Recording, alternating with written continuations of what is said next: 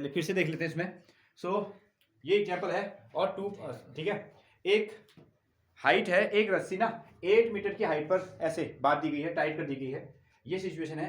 2 girls हैं, पहली जो गर्ल है उसका वेट कितना हो गया 400 न्यूटन, और दूसरी जो गर्ल है उसका वेट भी कितना हो गया आपका 400 न्यूटन। इसको यहाँ से क्लाइंब करना है, इसको नाम दिया गया है ए, इसको नाम दिया गया है बी।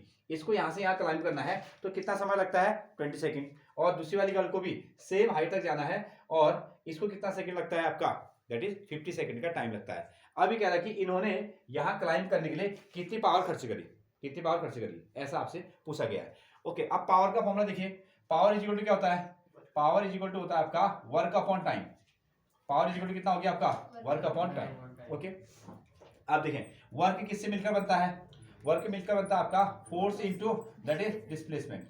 फोर्स इंटू कितना हो जाएगा डिस्प्लेसमेंट, इस कंसेप्ट से बनेगा। ओके, एक चीज तो ये कह सकते हैं, रुकिए, हाँ वर्क को हम लोग ऐसा कह सकते हैं ना, जो वर्क है उसी को हम लोग क्या कहते हैं एनर्जी। वर्क को हम लोग क्या कहते हैं energy. Work is equal to energy हो गया। अब यहाँ को जब हम लोग क्या कर रहे हैं अकॉर्डिंग टू ग्रेविटेशन के अगेंस्ट काम कर रहे हैं, तो इसमें कौन सी एनर्जी आती है आपकी पोटेंशियल एनर्जी। कौन सी एनर्जी आ जाएगी पोटेंशियल एनर्जी। तो पोटेंशियल एनर्जी का एनर्जी है, वर्क ही क्या है एनर्जी है, और एनर्जी में भी हाइट के साथ अगर हम लोग डील करते हैं तो एनर्जी को हम लोग क्या कहते हैं पोटेंशियल एनर्जी कहते हैं, पोटेंशियल एनर्जी। और पोटेंशियल एनर्जी का फॉर्मूला आपको याद है कितना होता है mgh, कितना होता है mgh हो गया। ओके, अब इन्होंने क्या कहा, जो देखो वेट जो है ना, वेट क्या होता है एक्चुअली फोर्स ही हो गया ना। वेट टॉप में अगर हम लोग चल रहे हैं, देखिए हाँ जो आपके पास में वेट होगा, जो वेट होगा, वेट ही क्या होता है फोर्स होता है।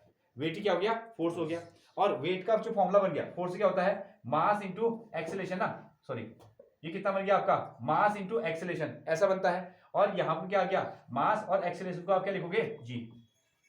देखिए वेट क्या है फोर्स, और फोर्स क्या होता है m इंटू ए, लीनियर मोशन अगर हम लोग करते हैं, लेकिन ग्रेविटेशन के अगेंस्ट हम लोग अगर काम करते हैं तो वो क्या बनता है mg। ठीक है, एक्चुअली जो वेट है, जो वेट है वो क्या है mg है। वेट क्या हो गया mg। तो इसका मतलब है जो mg की वैल्यू है, mg की वैल्यू है वो वेट आपको गिवन है। ठीक है, वेट जो आपको गिवन है, तो mg की जगह पर हम लोग क्या रखने वाले हैं, यहां रखने वाले हैं दैट इज 400। ये क्या रखेंगे 400, क्योंकि तभी न्यूटन दिया ना ये 400। और हाइट कितनी है इसकी, इसकी हाइट होगी आपकी 8, और इसको ऊपर क्लाइंब करने में कितना सेकंड लगता है 20 सेकंड लगता है। यहां से अगेन सिमिलरली उसके लिए भी हम लोग काम करेंगे, तो इसका हमने नाम दिया P1, इसको नाम दिया P2, और दैट इज mgh अपॉन कितना T2। और mg की वैल्यू कितनी है 400, हाइट भी कितनी है, हाइट भी सेम है दैट इज 8, और टाइम कितना हो गया, टाइम हो गया आपका 50। चलो कैलकुलेट करो और P1 और P2 निकाल लो। ये समझ पाए हैं। देखो पावर, फिर से देखो पावर हमको निकालनी थी, power is equal to work done upon time, और वर्क को हम लोग कहते हैं एनर्जी। ठीक है, एनर्जी अपॉन टाइम हो गया। कौन सी एनर्जी, जब ग्रेविटेशन के साथ काम कर रहे हैं तो पोटेंशियल एनर्जी। पोटेंशियल एनर्जी का हमने फॉर्मूला लिख दिया m into g into h upon T.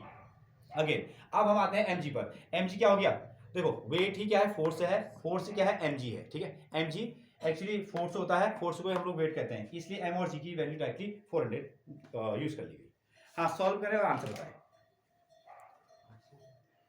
ना। तो इसको आप डिवाइड कर सकते हैं, जैसे आपने क्या किया, ये 0 से 0 कैंसिल आउट कर दिया, 2 से 40 को काटे कितना 20 टाइम, और 8 और 8 टू कितना हो जाएगा 16।